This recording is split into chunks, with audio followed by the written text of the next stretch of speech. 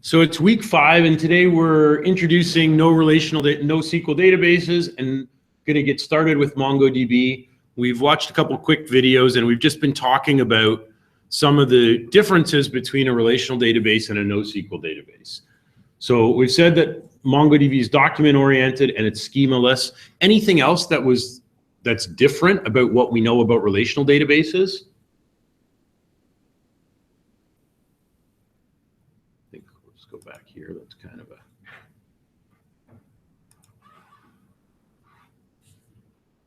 bit of a useful picture. How else is this different from, say, a MySQL database that we've used before?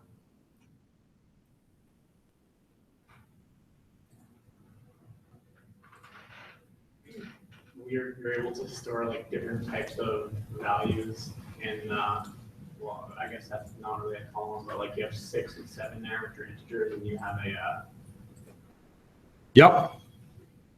Okay. So there's really no structure here. We can have 2 documents in the same collection, and yet they have different structures. Why would we ever want to do this? Like, this seems totally disorganized, right? Based on what we know. So why would we, what are some of the benefits? It's probably a lot less complicated to query out of. Absolutely. Okay. Let's think about if we were to go on Amazon and buy a product and pay for it and hit checkout. Okay. When we hit checkout, how many different tables are we going to be inserting into? What's one table that would get data inserted when you buy something on Amazon or any e-commerce site that sells products? All of your information. Okay, so what table in the database? What would be the name of the table that would? Okay, so it might say your customer information. Yep, if you're a new customer. What other tables are going to get at least one row inserted? Products or sales. Yeah, so an sales or orders table. What other tables? There's going to be probably at least 4 more. What other information would? Yeah, shipping table. So shipping address. Billing too. Yeah, billing, payment. What if I bought multiple products? Those aren't all going to go in the orders table. They'll need to be a related table, right? Well, it'd be like an order detail. Right? I get one order with one order number, my customer ID and the date and the total, but then everything I buy is going to be another record in the order details, and there'll be a relationship. What happens? So that's 5. What happens when Amazon ships the product? Yeah, there'll be like a tracking. They're going to have to add a tracking or shipping. So just to insert that one order, they're going to have to insert into at least 6 tables, right? And if I go into my Amazon account and I look at my order, click on my order, I should be able to see all that information, right? So somewhere in that site, someone's written a fairly complex query to pull all that information out so they could display my entire order. The billing, the shipping, the payment, each item, the tracking number, my customer information, all of it. How complicated do these queries get? What would you say is the longest SQL query you've ever had to write so far in any application you've done? How many lines of code? If you had to guess. Think of the most complicated SQL work you've done. How many tables would you have joined, or how many lines would you have of code? Either when you were working on co-op or in your database class. Maybe 20 or 30 if you use a view as well. Okay. I don't know. Okay. That sound about right? Okay, I'm going to show you an actual production database. Here's my local copy. In here, all of the SQL commands are written as stored procedures. So rather than the SQL code existing in the application, it exists in the database, and it just gets executed. Here are the stored, this is about a 30-page application. Here are the stored procedures.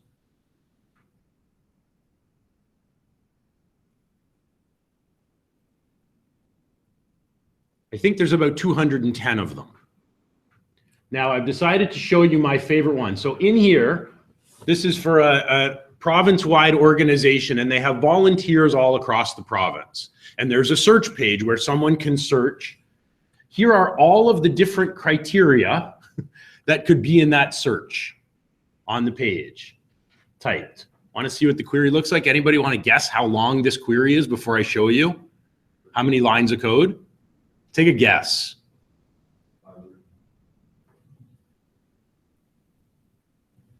So let's see how many versions of this select statement. All the stuff in green are comments. Those are all things I tried and didn't get to work. Or they worked at one point and then the requirements changed and I had to comment them out and rewrite the query. So there's 1, 2, 3 select statements, 4, 5, 6, 7, 8. Look at those joins. That's 25 lines of just the joins. 8, 9, 10, 11, 12. Yep, 564 lines, 12 different versions of this query to populate the proper results on one page. Imagine how long this took. This took days. And then I had to test every possible combination of it, right? And as soon as they changed the requirement, I'd have to go and rewrite this whole thing. This is an enormous amount of work with huge potential for error, right? So in a real world database, I've got, now this is the worst one. This is the longest one, but even a short query here, this is a kind of, okay, so that's not so short. There's another 500 lines of SQL. Oh, it's more. You know, like there's a ton of work involved in doing this. It takes a ton of time, and not only a ton of time to work, but think how long, look at these list of joins. How fast is that query going to execute? I mean, there's not even that much data. It's not like there's millions of records in this database. There's maybe like 10 or 20,000 records total. We're not querying millions of records. But how long do you think it's going to take the server to run those joins and fetch our query result? Slow. And this is optimized as best as I can optimize it, right? So that kind of brings us back here. Right? If we could dump everything we need in one object, we could just pull out that one object. So it's designed for speed. Any other reasons, any other benefits you can see to using this kind of structure? Obviously, speed is one. We talked about flexibility, particularly if we're building in an agile approach. We don't have to define the whole database at the beginning. It's out in pieces and it can change. And we don't have to recreate anything. Can you think of any other benefit?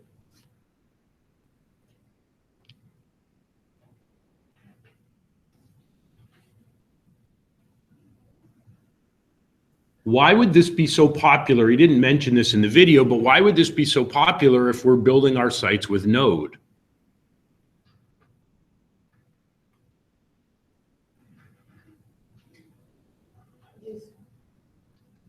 Yes.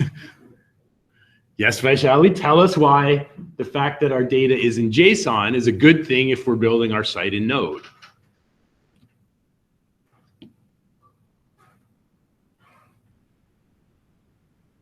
We actually talked about this in class a few weeks ago. We talked about the idea of serialization and deserialization. Let's say we have a MySQL database and our application's written, we have a Java application, right? And we've defined a bunch of classes in Java, a customer class, an order class, a shipping class.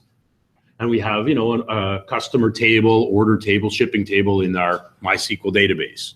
When we want to pull information out of the database and instantiate, say, a customer object, what has to happen? Because our data comes out this way, yet we have a class definition with properties that are strongly typed. So how does our row of data get converted into a Java object?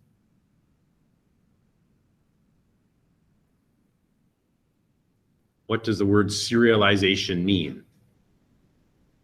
Talked about it a few weeks ago. Yes, I will put this on your midterm exam. Serialization is the conversion of data from one format to another. So it comes out of our database in a native format. If we want to be able to convert those values into properties of a Java object, there has to be some conversion going on, right? Our database is not Java. It's its own format, MySQL, DB2, Oracle, SQL Server, something else. And our web application's written in C# or Java or something. So there has to be some kind of mapping between every value. You know, here's first name, let us get converted to a string in Java. So if there's a lot of properties, that takes time. This whole problem goes away if we're using Node and NoSQL. Does it go away? What format is the data here?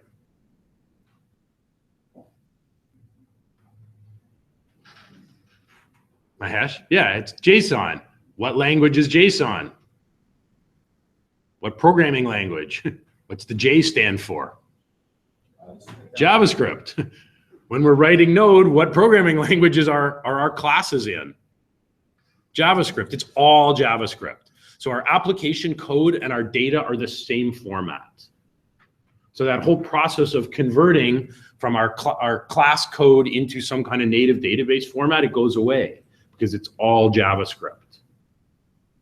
Okay? It's the difference between talking to somebody in your native language and talking to somebody, me speaking Punjab through Google Translate, right? There's an error factor and a time factor if we have to communicate through a translator. Here we're speaking the same language. Our application, our database, they speak the same language already. So it's going to be faster. So I'm going to walk through a few of these things. These slides are up on Blackboard, okay, so you can review them. So basically the whole idea was, this whole idea of NoSQL came about because relational databases, they had scaling problems. It was too hard when all of a sudden we had many, many concurrent users that we anticipated. We just couldn't scale the database. I mean, we'd have to run around and quickly buy more hardware and install more servers, and it was very expensive. So in relational databases, you know, we have these rows and columns like we're used to. It's rigid, it's highly structured. It's difficult to change your database once you have an application already up and running in production. To go and change the structure of your database is very difficult in a relational database. So it's not flexible. We also usually have to use some kind of tool that does this serialization, this conversion between our database and our application code. So the idea of NoSQL, instead of storing, so we'll hear, we use a couple different terms in NoSQL databases. We don't use tables, we use collections. They're basically the same thing, except a collection has no schema. And as I think Josh, you mentioned earlier, two different sets of data in that collection, they can have different formats, which isn't allowed in a relational database. So instead of referring to tables and records, in NoSQL databases, we refer, the terminology is used collections and documents. And he talked about documents in the video. And documents can nest inside other documents. So we don't have foreign keys, we don't have relationships, we don't have joins. All that stuff goes away. And it works well with cloud hosting because the cloud servers will auto scale for us, just like our database will scale. So here's a sample of what a MongoDB document or a record would look like. So it's just a JSON array. Everything has a key and a value.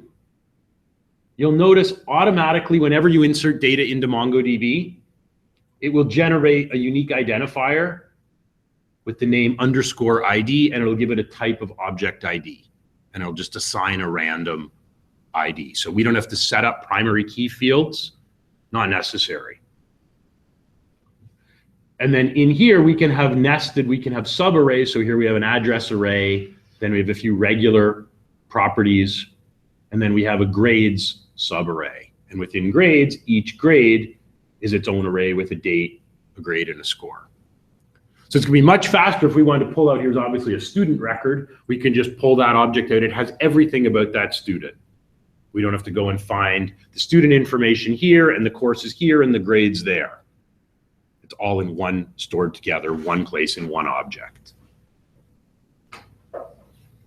Now, MongoDB is so schemaless that we don't even have to create the collections before we save data.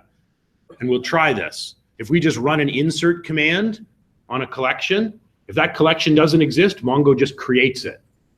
It'll create it and then it will save the data.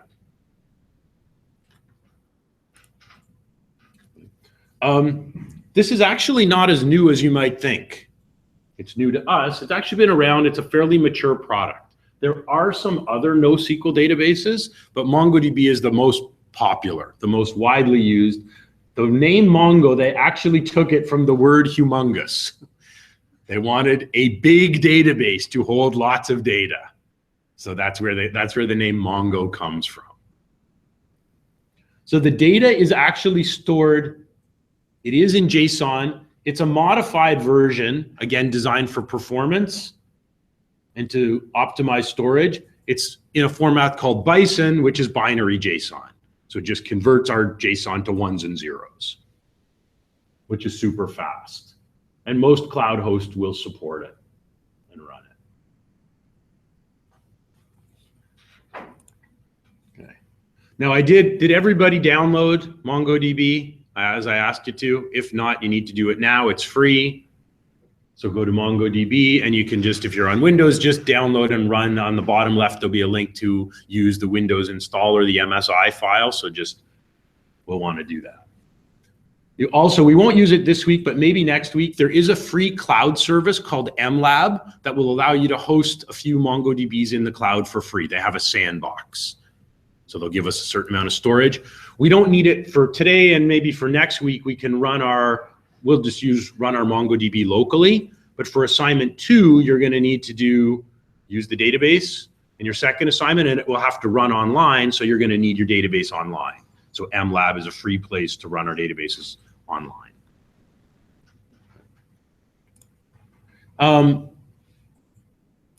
Just quickly have a look at the Mongo docs, and then we'll try and get MongoDB running on our local system. So the homepage is just mongodb.com. If I go to the documentation and go to the server. Now, if we say there's no SQL, if we don't write any SQL commands, how the heck do we do create, read, update, and delete? Well, we go to the documentation, we click the link that says MongoDB CRUD operations. And here they are. Create, read, update, delete. That's how we do an insert. Database dot the name of our collection dot insert. And then we pass in a JSON object. That's it. Nice and clean. How do we do a query? Well, database dot name of the collection dot find. And again, if we want parameters, we can pass in a JSON object that contains parameters. Update, we call update, pass in our JSON object. So the first array, with 2 arrays, the first array is the criteria, the where clause, and the second one is the values we're changing. The next one is remove, again, pass in a criteria of what we're removing. That's it. We do not have to write any SQL statements whatsoever.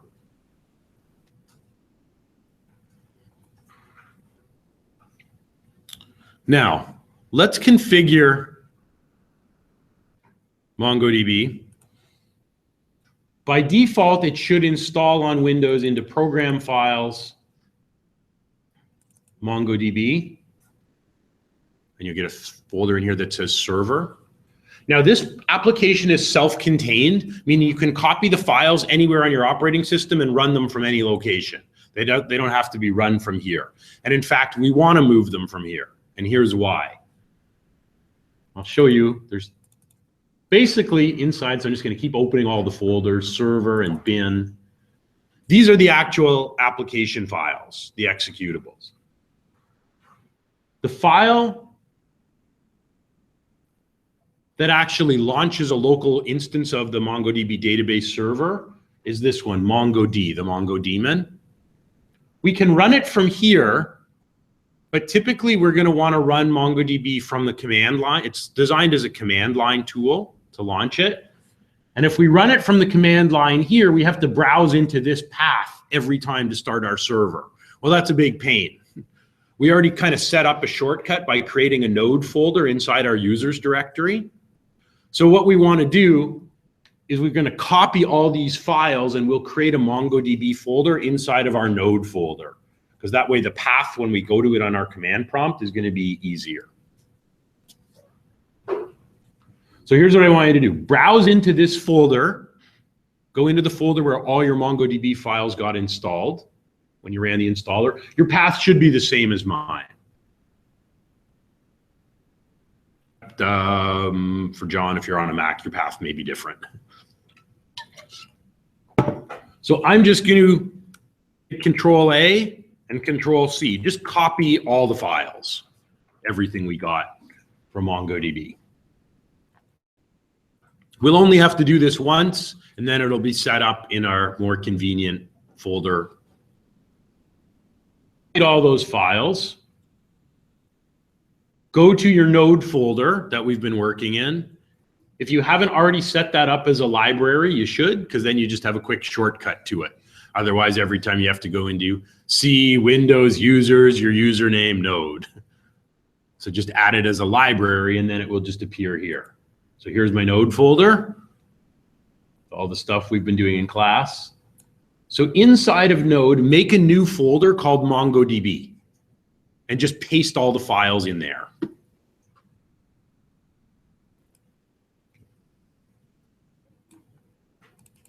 So in here, just paste them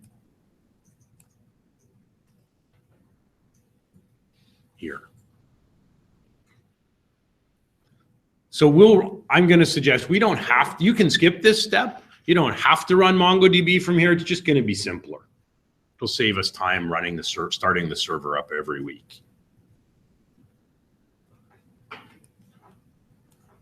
We need to do one other setup piece, which is very small.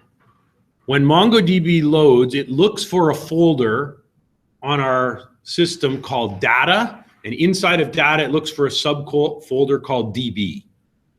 So we'll just go up one level to your node folder and make a folder called data. And inside of there, make a subfolder called DB. You don't have to put anything in them. We just set them up, and you'll notice these are the databases that Mongo created the last couple days. So these were my databases from Wednesday. Here are my databases from Thursday. So we need a data and a DB directory, because that's where MongoDB is actually going to create the files. I'll show you. So here's my Thursday database. By default, there's 65 megabytes, and this other file, it's like a log file, is 16 megs. So that's also part of the reason we want to host this in the cloud. When you give me your assignments, I don't want you sending me 80 megabytes worth of MongoDB files. If I open one of these up, so here's the database from the Thursday section.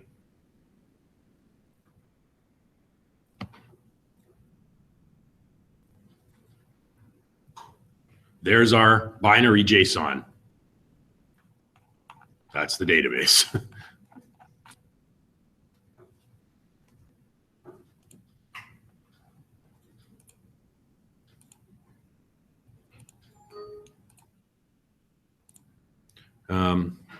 Okay, so once we have that, we have our data and our DB, and for you, those folders will be blank, no problem.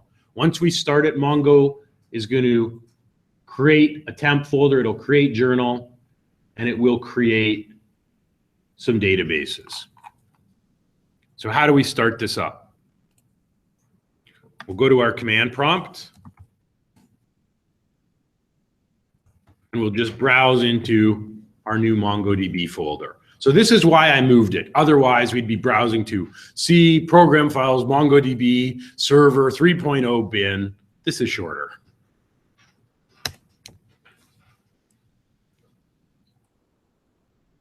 So I'll just go to Node and MongoDB.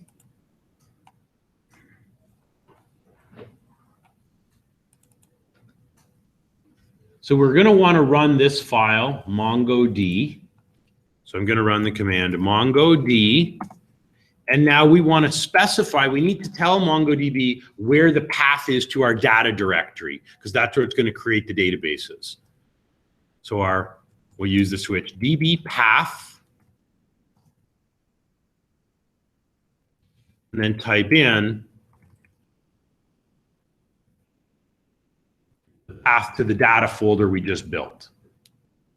So your command should be exactly the same as mine, obviously with your username instead of mine. And it's the fully qualified path starting with the drive. One thing to note, if anybody's not working in their C drive, this will cause an issue.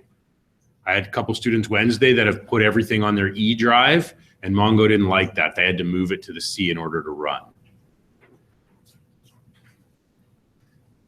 So if you're working on a different drive letter, you may get an error.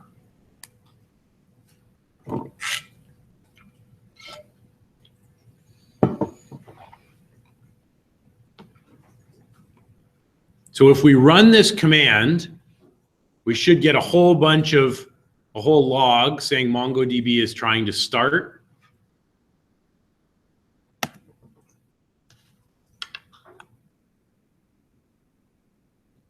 So it's creating a journal. It says here MongoDB is starting on port 27017, and here's my database path to my node data directory. And the last thing it says is waiting for connections.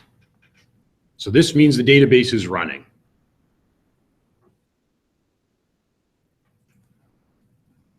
Now, just like with our node applications, if we close this window or hit Control-C, we've actually stopped the server and the database is offline. So we don't want to do anything with this window. I'm going to leave this command window running until the end of class. I don't want to stop the database. Okay? Anybody having a problem getting their database running? I'll take the sigh as a yes. What's the error say? Just my computer. Oh, okay. All right. So our server is running and it's waiting for us to connect to it. So let's open a second command prompt.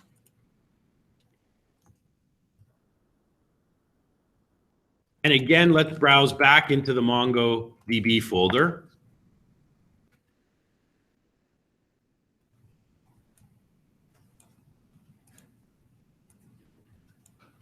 Now there's another file in there we executed. So the server file to launch the server is the mongod.exe. There's another executable here called Mongo that allows us to run, create, read, update, and delete commands from the command line. So let's just try this out for a minute. We're not really going to use it much. We're going to do create, read, update, and delete from our node applications, but we can put a little bit of data in our database. We can try it out. So just run the command Mongo. And notice here it says connecting to test. So by default, it creates a database called test. And if you notice down here, it now says one connection open. So originally when I started, it said waiting for connection.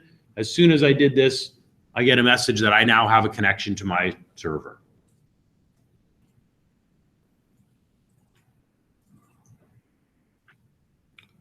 So let's try adding some data. There's no collections in there, but we'll just create one. So I'll say, we'll try db dot, I don't know, what data are we going to put in? We won't use users.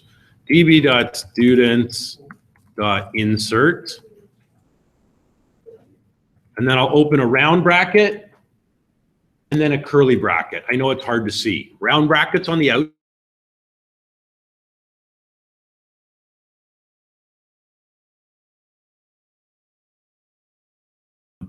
Name.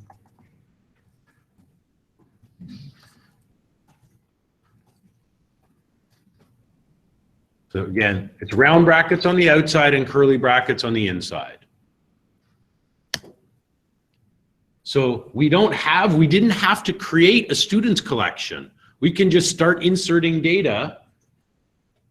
The command prompt says it inserted, and now if we want to check, we can run a query, db.students.find.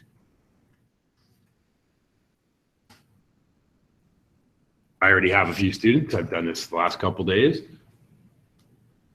So it inserts my data, and now it shows me what's in my collection. So there's 3 documents in that collection. So all of the setup work we normally have to do with a relational database, define the tables, define the columns, define the database, create the keys and relationships, and then start saving data. We don't have to do any of that. We can just start saving data right away.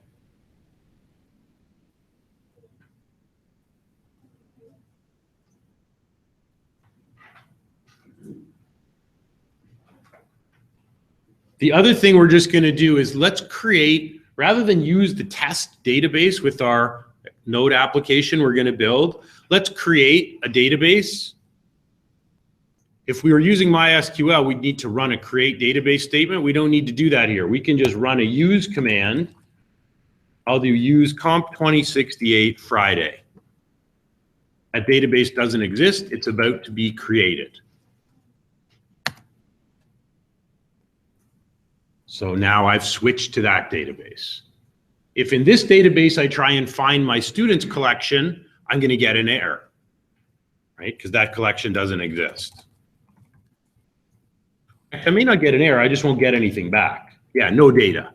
So we have a students collection in our test database. There is no students collection in the COMP2068 Friday. So if we want to look at what's happened here, I'm just going to go back to my data folder for a minute. We created this data folder and it was empty, and the DB was empty, but now you should have journal, and you probably have 2 files called test.0 and test.ns. And you also, well, I'm not sure why I don't have, I think as soon as we put some data in our Friday database, it'll get created and show up. It doesn't create those files yet until we actually save some data in there.